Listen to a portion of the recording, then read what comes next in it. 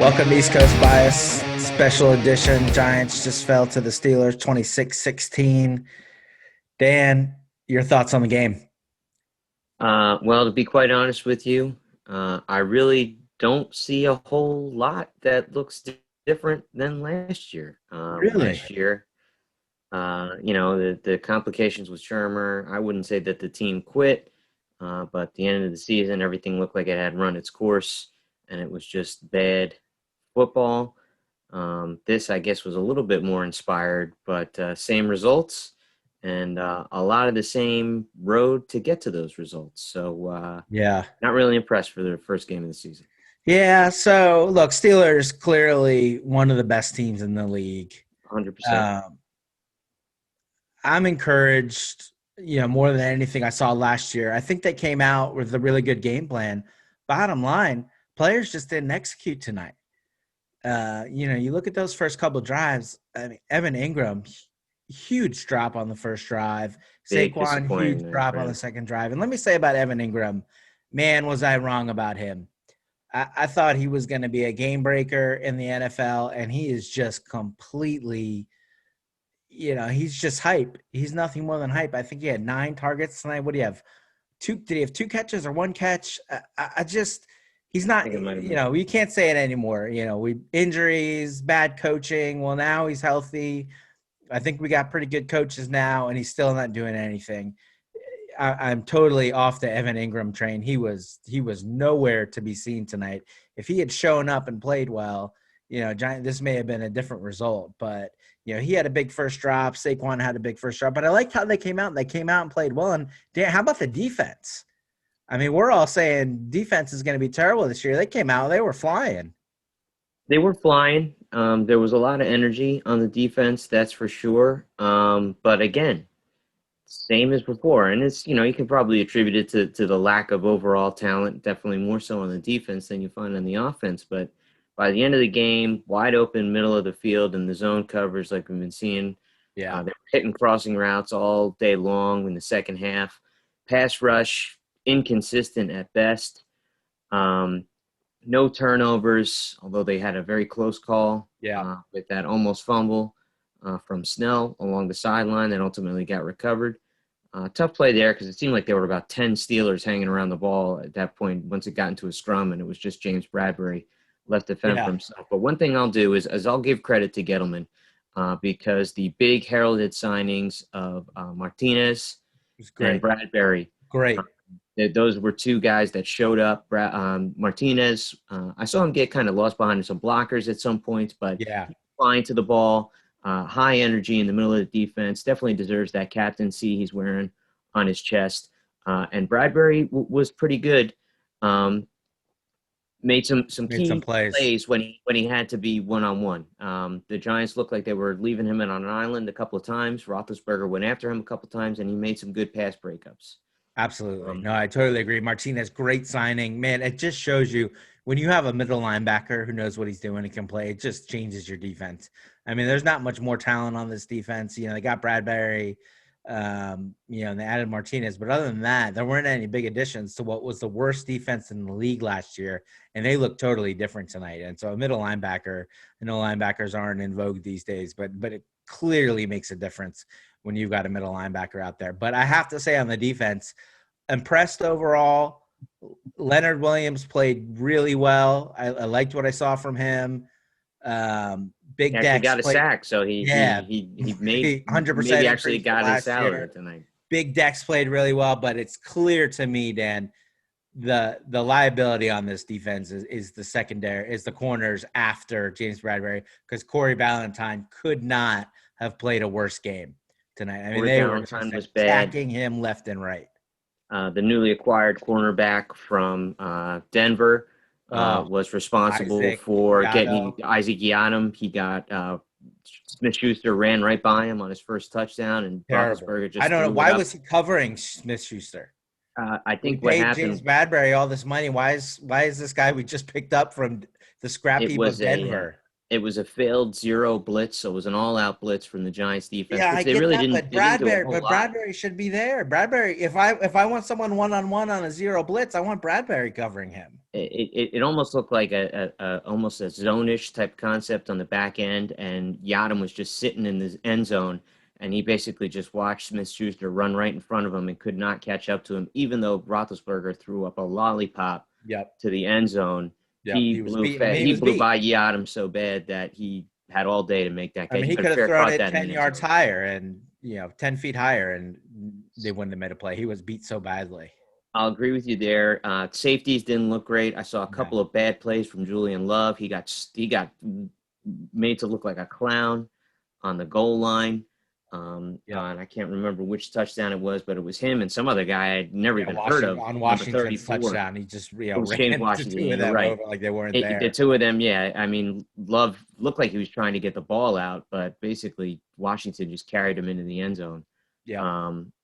So yeah, very disappointing. If you're a defensive back other than James Bradbury, you cannot be happy with your performance tonight.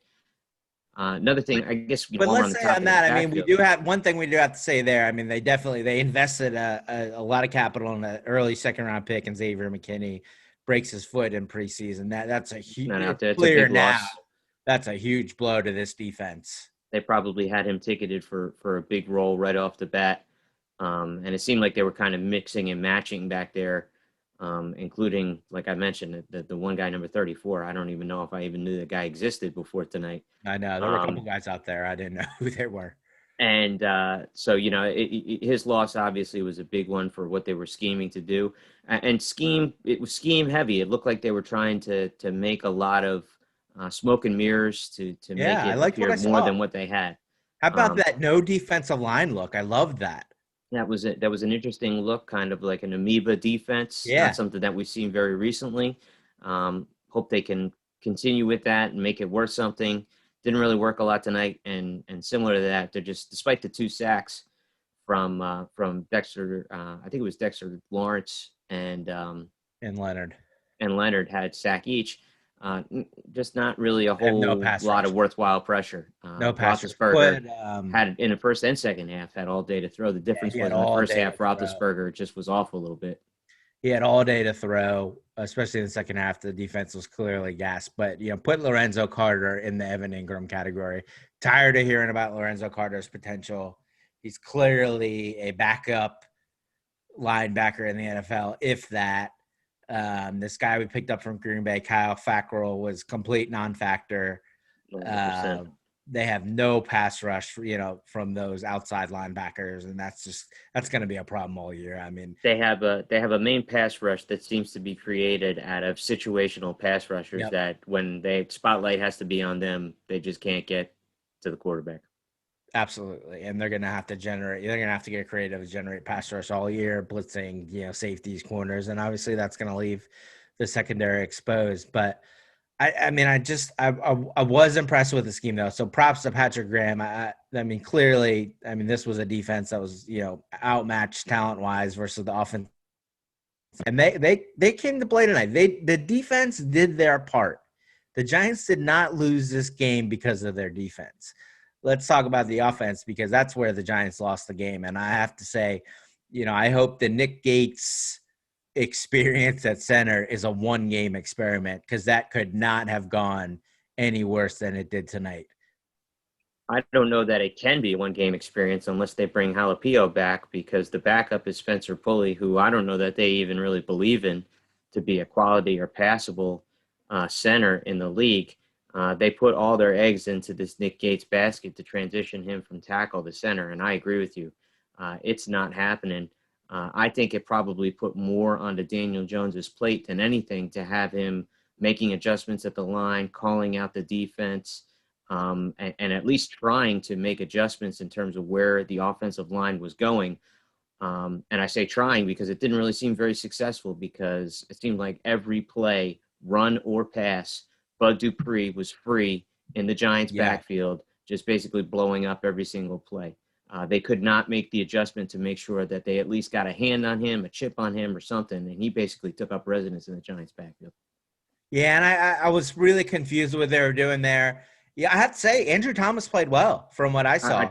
I thought so too. There were so many plays where they had a tight end blocking Bud Dupree, why? What are you doing there? Why even try that? I was so confused. They had Evan, not only a tight end, but they've got blocking tight ends. They have Evan Ingram out there trying to block Bud Dupree. I mean, before you even snap the ball, you know that play's not going to work if you have Evan Ingram trying to block Bud Dupree. I don't know why. I mean, if you see that, that should be automatic timeout. That is going to be a sack or an interception. Something is going wrong with it. So I was disappointed in Garrett with that. But other than that, I was impressed with Garrett's play. I love, there were a lot of, mixing formations. They'd come out, I wide like and that. bunch I did up like that. or vice versa. A lot of 3 tight end looks. I mean, this is not your Ben McAdoo offense with running the same formation out there every single play. Absolutely. I mean, they were out there, mixing and matching quite a bit. But, the offensive line was just so bad tonight on the run blocking, especially. I mean, Saquon had nowhere to go. I mean, but there were 4 or 5 plays where he got hit just as he was almost getting the ball. And it's a big deal, obviously for the two of us being Penn State alums, having gotten to watch him win almost everything, accomplish almost everything while at Penn State, then to have to come here to New York, where they just, over the last 3 years that he's been in the league, they've lost the most games in the NFL. Yep. And at the end of the game, they kind of did a little focus on him with the camera, just watching him go through.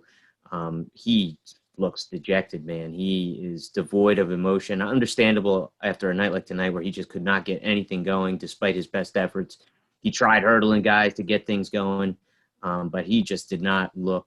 I'll be interested to see what he had to say post-game because he just didn't look great, look very happy after the post-game. One thing that I did like on offense was it was obvious in the first half Jones wasn't going to get much time.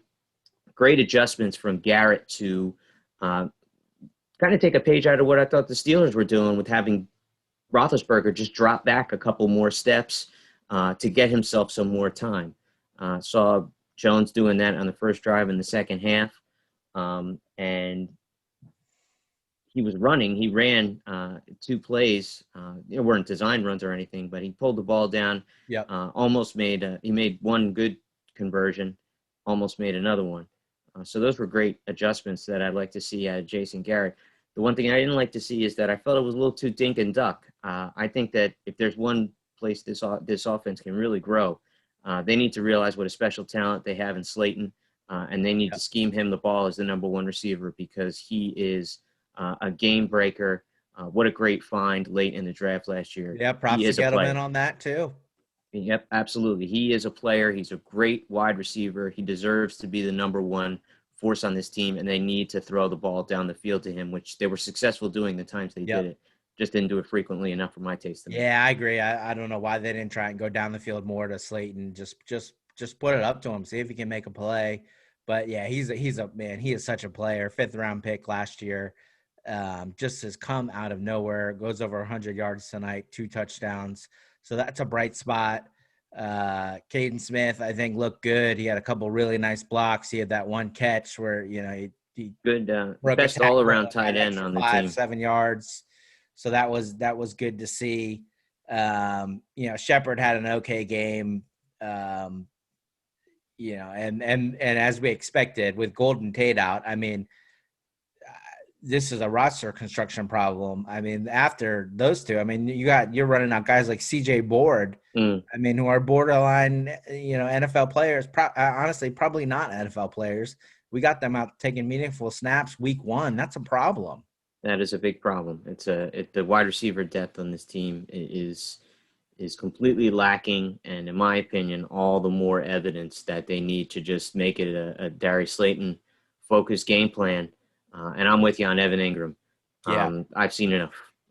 Close the book on him. Yep. Trade him. He'll make plays every couple of games. He'll have a couple of good games a year, but he just disappears, and he cannot block worth anything. He's been in the league long enough to be able to at least do something while blocking. Can't do anything. He's worthless out there. He's a wide receiver. I mean, I don't know why they don't just play him at wide receiver. Use him more as an H-back. He's definitely, you're right, he's not a tight end in any way, shape, or form.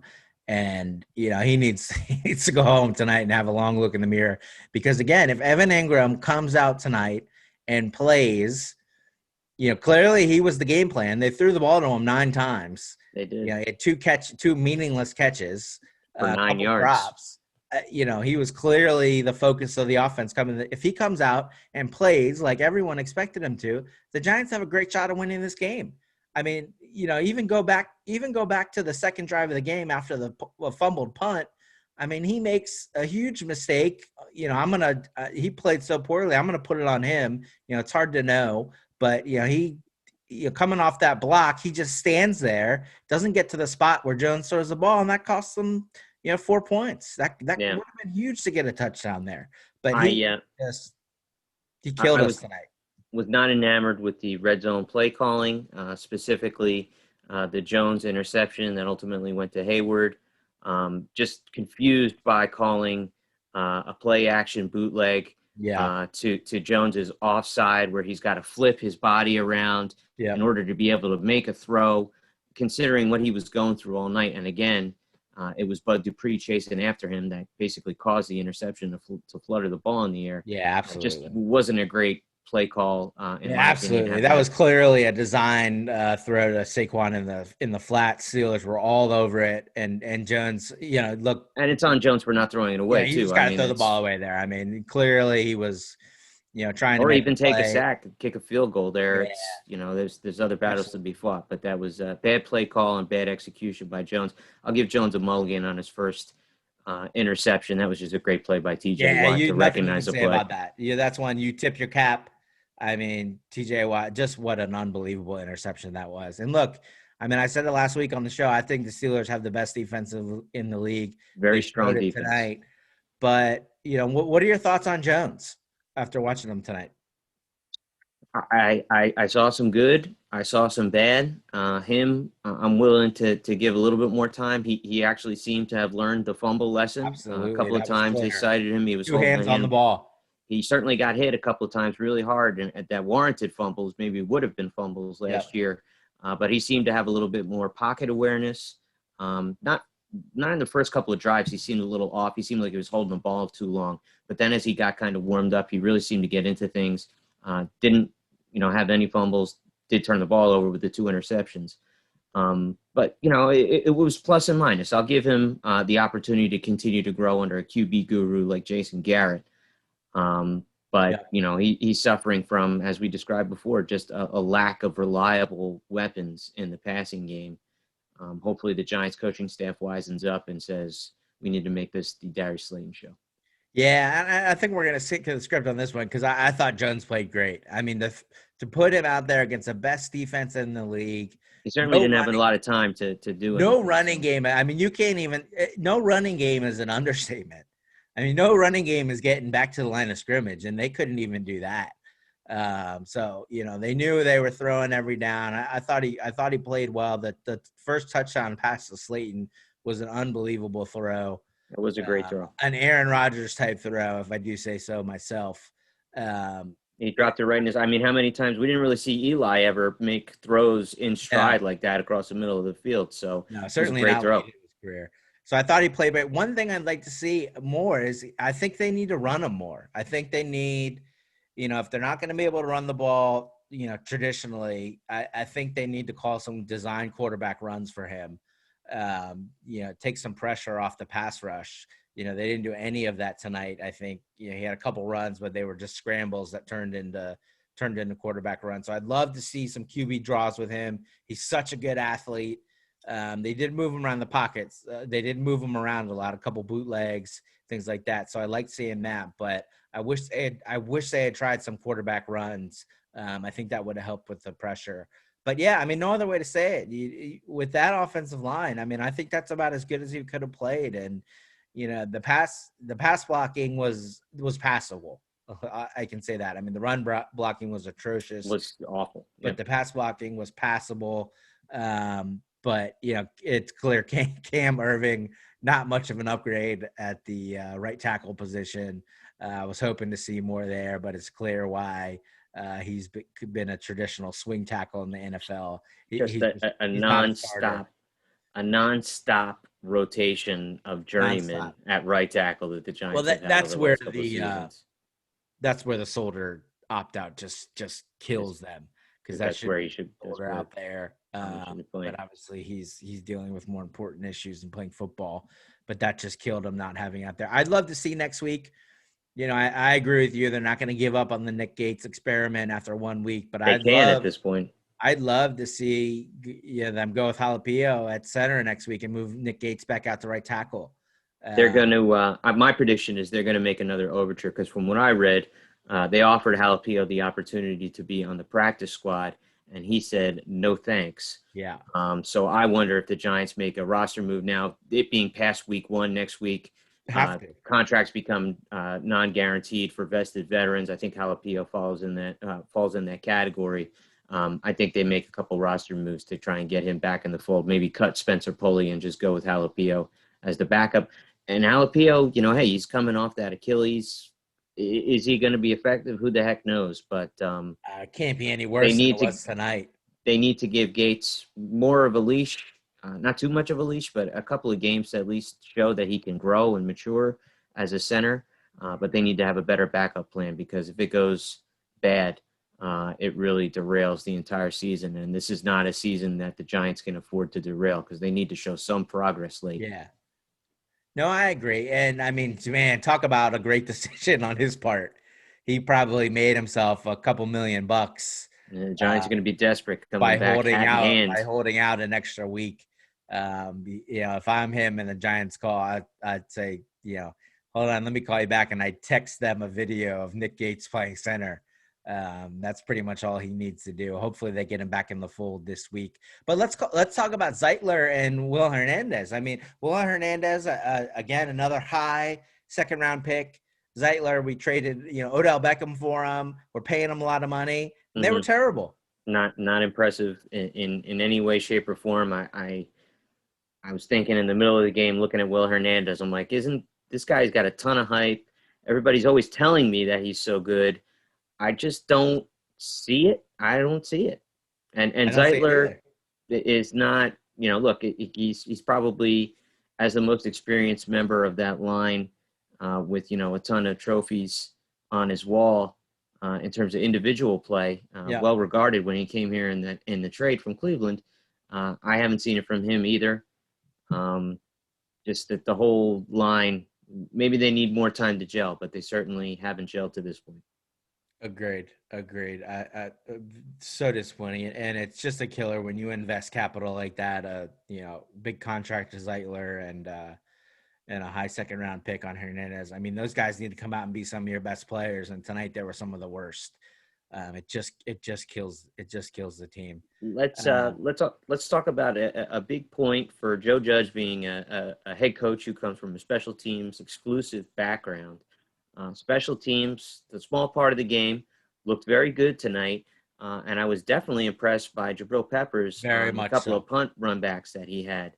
Had some moves, demonstrated some shimmy shake, knew when to fair catch it when the situation called for it. Seemed reliable back there, a lot more reliable than Deontay Johnson seemed with that first punt muff. But I liked what Jabril Peppers had back there. I get a little scared when they have defensive backs running back kicks, visions of Jason Sehorn shattering his ACL in his leg. But I was impressed. Never been a Jabril Peppers guy, but there were another couple of nice returns in. No, I agree on that, and he's the backup, right? Golden Tate is the starting punt returner. Obviously, he's out tonight with a hamstring. I don't want to see Golden Tate back there if he's back. I don't either. Keep Peppers back there. He looked great. He almost two different punt returns he almost broke for. He had about 15-yard returns that he almost broke for much bigger returns. So I love that.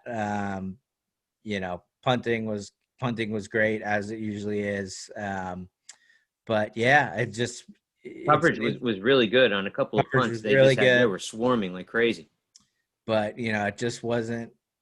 You're not going to win on special teams alone. So it's small part funny. Of the game, but you look at what coming into the game tonight, we'd say, well, we think we think we can maybe score some points. We've got a lot of talent on offense, but man, the defense just has no talent. They're gonna struggle, and who knows on special teams. We don't have any stars there, and the defense and special teams come out and play really well. And the offense, again, for me, aside from Jones and Slayton, it was just terrible. It looked like they didn't show up. I agree with you absolutely. Also, if I can, we're not going to acknowledge too many opponents on this show, especially if we do any more of these wrap-ups. Yeah. But Roethlisberger, as I mentioned before, a little shaky with the arm early, maybe demonstrating some rust, maybe a little Peyton Manning to some of those balls. I saw some flutter. Yeah. But he still showed that he still has it. And they seem to have kind of figured out in the second half a way to make their offense really go with him. Maybe, I guess I would call it limited, the way that he is at the age that he is. But props to him for coming back all the way. Definitely looking good for comeback player of the year. Throwing his hat in that ring. He looked he's just so good. Healthy. He's so smart. Again, credit to Patrick Graham and the scheme for the Giants. He was clearly confused by what they were doing in the first half, but he came out in the second half and he was just picking them apart. They have depth at receiver. They have depth at receiver, and he was spreading the ball around like crazy. He staying away from, Smith-Schuster made his plays, especially in the second half. But for the most part, they did a good job of keeping him out of the game. And then Ben just said, okay, you got nobody else in the secondary. Who's this Ballantyne guy? He sucks. I'm just going to go after him. I'll just target right after him. Yeah. And then another thing that's worth noting, aside from a couple of plays, I can only think of off the top of my head 3 tight end catches. Steelers made a big signing of Eric Ebron, who's an athletic freak of a tight end. He did have one catch where he kind of exploited some one-on-one coverage, I think, on a linebacker or safety. Yeah, that was a nice they did a fairly good too. Yeah, they did a fairly good job with stopping the tight end. So maybe that's something that can finally stop this year. Yeah, no, I agree. The defense, it's just bottom line, defense played well. The offense hung them definitely out better than I expected. That's for sure. And Joe Judge, I liked what I saw again from the game plans, but I also liked they went for it on fourth down a couple times. I didn't love the early field goal on fourth and goal from the 2 or wherever they were. I would have gone for that. I didn't like kicking the field goal there. But overall, look, the team, they look prepared. Just so different from the McAdoo and Shermer eras. They look prepared. They came out. Herb Street, who was, just all, in a love affair with Daniel Jones, by the way. I mean, he loves Daniel Jones more than I do. He does. But Herb Street, a couple times in the first half said, man, Giants are playing great. That's just such a departure from what we saw under McAdoo and Shermer, where they just came out flat, especially in opening games. Think back to all the past couple of the Cowboys, the Lions. It was over before it started. And that was a complete opposite, now with no real, with kind of a fake training camp, shortened off-season program, you would expect them to come out being flat, and they came out playing really well. It's just, the defense was out there too long. They were clearly gassed at the end of the game. That they just couldn't hold on anymore. And look, our star players, whether it was Evan Ingram, or, got to throw Saquon in there. That drop on the second drive was a killer. And, our supposed, better offensive linemen, Zeitler and Will Hernandez, just didn't show up tonight. And they just let the whole team down. Yeah, one thing I'll say about Saquon is that he had a really nice, everybody's had his big bugaboo last year was the pass protection and the blitz pickup. Inconsistent performance from him in that realm tonight. The play before Slayton's touchdown in the first half, area of weakness. He had a great blitz pickup on the play before Slayton's touchdown to set up that touchdown. But then in the second half, he completely whiffed on a fairly, I forget which play it was, but he had a pretty remarkable whiff where he just got confused and lost behind Thomas, and it looked like the end just kind of stunted and snuck right in behind him and just went right to Jones and sacked him. So inconsistent performance for Barkley there. Obviously, we've ad nauseum, we've been over the running game. He just didn't have the lanes. Couple of pass plays, he had an opportunity to get going and made some showings. But just I could see why he was dejected at the end of the game. Yeah, and look, I know the Saquon haters are going to be out there. Number 2 pick, well, can't take a running back, blah blah blah. We can't He's a block member for of him. this team. We can't block. He's I'm a not. great I'm player. not. Look, I'm a Saquon apologist. Everyone knows that, but we can't block for him. I don't. You could have put Barry Sanders, Emmitt Smith, Walter Payton back there tonight. It would have been the same result. We cannot block. It's in years past. It's been pass blocking and run blocking. Again, pass blocking was okay tonight, but I mean, this was some of the worst run blocking I've ever seen. I mean, there were multiple guys in the backfield before Saquon got the ball on a bunch of different plays, and I guess when I'm already looking towards the draft, I want draft a pass rusher, and I want to draft 9 offensive linemen. Maybe one of them can come offensive in linemen here as we and can run get. block. We got Mark Colombo, our new offensive line coach. He's kid got his from work Dallas. cut out for him this week. Yeah, I mean, highly regarded as one of the better offensive line coaches in the league. Again, make an excuse for him. COVID hasn't had much time with his group, but man, get it together this week, figure something out, make some changes, because we got a winnable game next week. We got Chicago, then we got Chicago, San Francisco, and the LA Rams. After what I saw tonight, those are 3 winnable games. They're gonna have to make those the same adjustments they made in the game to tweak things around, more so on offense than maybe on defense, where they were getting worked. Although you're right, they were getting tired by the end of the second half. I could see those being winnable games. I think Chicago was easily Definitely the best Chicago. of the 3. I'm not so sure about San Francisco and the Rams. Yeah. But the offensive line is going to have to play remarkably better for any of those 3 games. I agree, especially with Khalil Mack next week. But yep, the Bears' defense overall is not the Steelers' defense. So, all right, well, tough loss, Dan. Who's your offensive player of the week for the Giants? Offensive player of the week, easy call, Darius Slayton. Incredible performance. Needs to be the star of the show for the New York Giants. Yeah, clearly Slayton, but I'll throw a 1A in there to Daniel Jones. I thought he played really well based on how the rest of the offense played, the position that they put him in. So, but Slayton clearly offensive player of the week, and I'll give Daniel Jones my 1A offensive player of the week. Who's your defensive player of the week?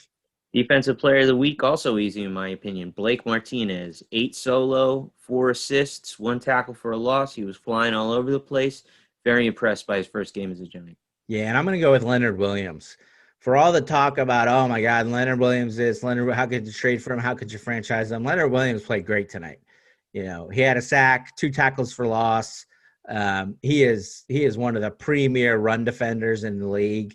And our run defense was great tonight in the first half, especially. It got a little tired in the second half. Snell had some nice runs, but with Big Dex and Leonard Williams in there, that's one of the strongest points of the team. So I'll go with Leonard Williams as my defensive player of the week. We can't leave before we name who's your GOAT of the week for the Giants. So many to choose from. It's true. My GOAT of the week, I'm going to have to go with your boy, Evan Engram. I wrote his name in my notes more times than anybody else. He was the opposite of flash plays. He was just making the opposite of every play. He was dropping balls, whiffing on blocks. Can't put it all on him this week, but big time flop from Mr. Engram. Yeah. I think it's clearly Evan Engram, just a disastrous performance. But I think I'll go with Kevin Zeitler. Zeitler, Hernandez. There were so many guys in the backfield. It was hard to keep track of who was missing a block on every play, because some plays you had multiple guys missing blocks on the interior, but. I'll go with Zeitler. He's got to be, just a stout all-pro performer for us. And, just too many times there was so much pressure up the middle. And even if it was his fault, he's the veteran. He's got to figure something out, work with his man, Nick Gates. But I'll go with Kevin Zeitler as my GOAT of the week. And a second, if I could go with the second pick, I'd go with Julian Love, who definitely looks like a cornerback trying to convert to safety. Yeah, and man, again, another one of those. I say it every year. I'm going to stop believing the training camp hype, but yeah, again, You guy always getting fall hyped for it. up. Oh, he's going to be great. Stepping in as a starting safety. Clearly not a safety. You know, my second go to the week would be Corey Ballantyne. He's just terrible. He's just not an NFL corner. Uh, Prince Mukamara needs to be another call that they're making this week. yeah. So who? What was with Logan Ryan? I mean, you think I didn't see him. He played, but he didn't seem to play that much. You think he just is I think he new? hasn't. I think he hasn't been with the team long enough to Yeah. get out there. I think that was just they signed him right before or right after the end of training camp. I don't know. He didn't, even though they announced the signing, he went through the COVID protocols and didn't even get into the team a week later. He's probably barely been here. He's going to be a huge part of the team because their social media has been putting him out there like crazy. Yep. So I think you just chalk that up to he just didn't have enough time to really get into the game plan and know what's going on. And he'll probably feature in a little bit more heavily next week. Well, let's hope he is out there in Corey Ballantyne's spot next week because, I'd take you as the New York Giants second cornerback at this point over Corey Ballantyne. I predict that will happen. Yeah. All right, folks. Thanks for joining us. Tough loss for the Giants last night, but it was closer than I think a lot of people predicted it would be. They played hard. They were in it, through three quarters. Just fell apart in the fourth quarter there. Steelers put the game away, but big game next week. Must win against Chicago. And we will be back next week. I don't know if we're going to do a Giants recap. Stay tuned. We may be back with just a regular show with the whole crew. But like our page, if you haven't subscribed to our page, if you haven't, thanks for watching. And we'll be back next week with another edition of East Coast Bias.